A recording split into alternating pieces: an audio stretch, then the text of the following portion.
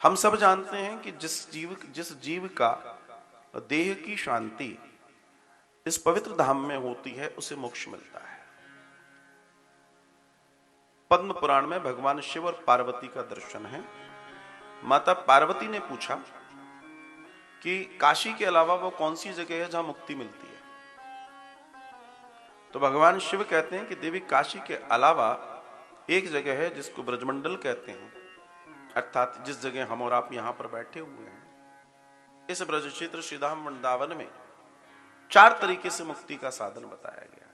काशी में तो एक तरीके से मरोगे तो मिलेगी, लेकिन वहां मतलब जलाने पर मिलेगी, वहां दाह संस्कार होगा तो मिलेगी। यहां के लिए उन्होंने बताया कि जो व्यक्ति यहां पैदा हुआ है और वो दुनिया में कहीं जाके मरे उसको मुक्ति मिलेगी, सिर्फ पैदा भर हो जाए। यहां कोई व्यक्ति दुनिया में कहीं पैदा हुआ है और अगर वो यहां आकर मरता है तो मुक्ति है। कोई व्यक्ति कहीं पैदा हुआ हो कहीं मरा हो, उसकी चिता की राख अगर श्री यमुना जी के किनारे पर छोड़ दी जाए तो उसको मुक्ति मिलती है। और जिस व्यक्ति के जीवन का दर्शन, जिसका जनेऊ संस्कार या जिसकी नाम दीक्षा, गुरु मंत्र जिसको वृंदावन में मिला हो, उसको मुक्ति मिलती है। सोचिए आप, ये मैं नहीं कह रहा, पद्म पुराण में भगवान शिव और पार्वती का प्रसंग है। तो फिर प्रश्न ये आया, इतने पाप करने के बाद वृंदावन में मुक्ति मिलती है तो पापों का क्या होगा? भाई इतने पाप कर लिए, हो ही जाते हैं जाने अनजाने में, तो फिर मुक्ति मिल जाएगी, चलो ठीक है, तो पापों का क्या होगा? तो बताया कि भगवान गोपेश्वर नाथ, भगवान शिव जो यहां विराजमान है, इसका भी दर्शन है, उल्लेख है कि जब जीव यहां मरता है तो उसके सूक्ष्म शरीर जो यातना शरीर है उसको भगवान शिव रस्सियों से बांधते हैं और रस्सियों से बांध के ब्रज 84 कोस में घसीटते हैं। भगवान शिव घसीट के फिर परिक्रमा कराते हैं और उस परिक्रमा को कराने से घसीटते हुए ले जाएंगे तो जो आपके पाप हैं ब्रज 84 को उसकी परिक्रमा करने से सारे पाप यहीं समाप्त हो जाते हैं, इसलिए मुक्ति मिलती है। उसके पीछे रीजन ये है, भाई जब तक वो समाप्त नहीं होंगे मुक्ति मिलेगी ही नहीं, इसलिए मुक्ति मिलती है। तो मेरा कहने का मतलब यह है कि क्यों भगवान शिव को कष्ट देते हो?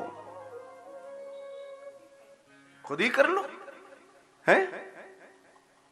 बेचारे वो वहां अच्छी वाले बैठे, अब तुम्हें ले लेके डोले। अब पार्वती जी कहें ये अच्छा मरा, तुम्हें बद्दुआएं थे, हवाई श्रीमान जी को ले गए, बेचारे डोते भर रहे हैं, ये भी ठीक नहीं है। और क्या भाई, देखो दर्शन की बात तो यही है, और मैं तो शास्त्रीय चर्चा कर रहा हूं। जो संतों का दर्शन है, जो बता रहे हैं, और संत जो भी बता रहे हैं वो प्रमाणिकता के आधार पे बता रहे हैं, इसलिए अपने जीते जी कर लो। और मैं तो कहता हूं करते रहो, क्या बुराई है? जितना ईश्वर के निकट रहोगे उतना प्रेम, विश्वास, आस्था बढ़ेगी ही, घटेगी नहीं, उतनी बढ़ेगी।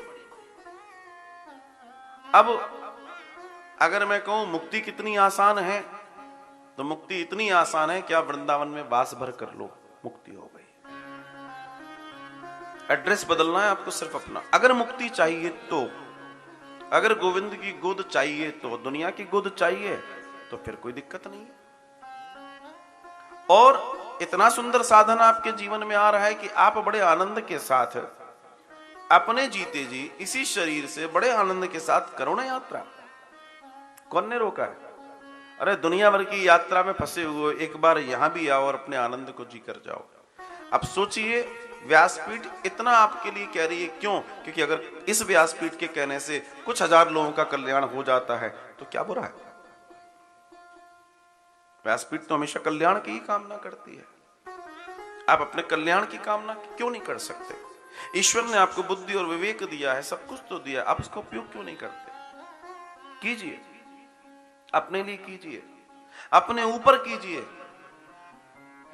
अपने ऊपर भी खर्च करना सीखो, अपने ऊपर भी आनंद करना सीखो। ध्यान रखना, पश्चिम में एक बहुत अच्छी बात है जो यहां नहीं है। पश्चिम में एक अच्छी बात है कि व्यक्ति कमाता है और अपने ऊपर खर्च करता है। अपनी जिंदगी जीता है। और यहां का व्यक्ति कमाता है और जमा करने में लग जाता है और मजा कोई और लेता है, जमा कोई और करता है, मजा कोई और लेता है।